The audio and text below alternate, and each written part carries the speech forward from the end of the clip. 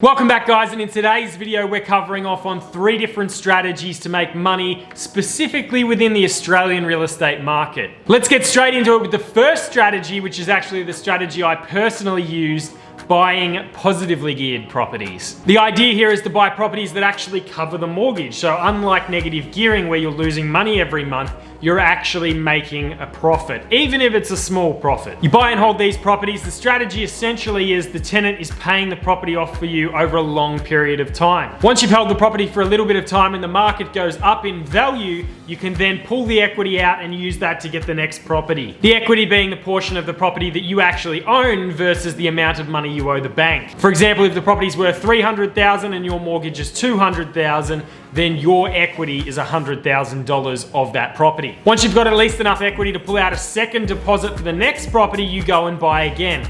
Every single property that you buy slowly starts making you a tiny little bit more money each month. If you want to see someone who's absolutely nailed this strategy, Nathan Birch is a perfect example. You can find him on YouTube. He's an Australian real estate investor and owns over 200 rental properties that he bought through this process. The second strategy, well, that's for those people out there that love rolling up the sleeves and putting in a bit of hard work. This strategy is a variation of the standard flip, but with a twist. Generally, when people buy an original condition home and plan to renovate it and resell it, the traditional flip, they'll use that as an investment. In this strategy, we're actually going to suggest that you move in and make that your permanent residence. That way you're not paying the capital gains tax when you come to sell at the other end, provided you hold it for at least 12 months. Make sure to double check everything that I'm saying with an accountant. Disclaimer.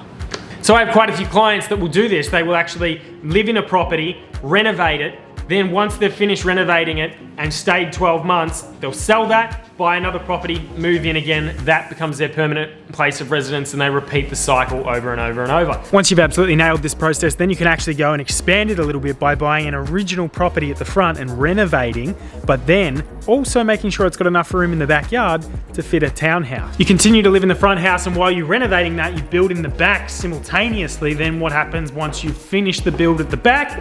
You've got your brand new townhouse, you sell the front house and move into the back house, not paying capital gains on either property. Now you may say, well, if you can't speed up the process and you have to stay for 12 months in each property, then why not just do smaller deals and continue doing it over and over and over? The reason is you're paying stamp duty when you buy the property. You're not paying stamp duty on that townhouse that you build in the backyard. Even though there are costs associated with it, there's still going to be a lot more profit in doing that, provided you do it correctly. And the third and final strategy, well, that is straight up developing real estate. So I have a lot of clients that will buy a block of land and ideally try and build 3 or more townhouses. I have one client in particular that has a formula. He will buy in a suburb where the land is worth $500,000. The finished product needs to sell between $700,000 and $800,000. Once he finishes that project, if the market has moved up and the value of the land has increased, he then moves out another suburb to where the land is now worth $500,000 and repeats that cycle. If he sells the end townhouse for $700,000, he makes about $50,000. If he sells it for $800,000,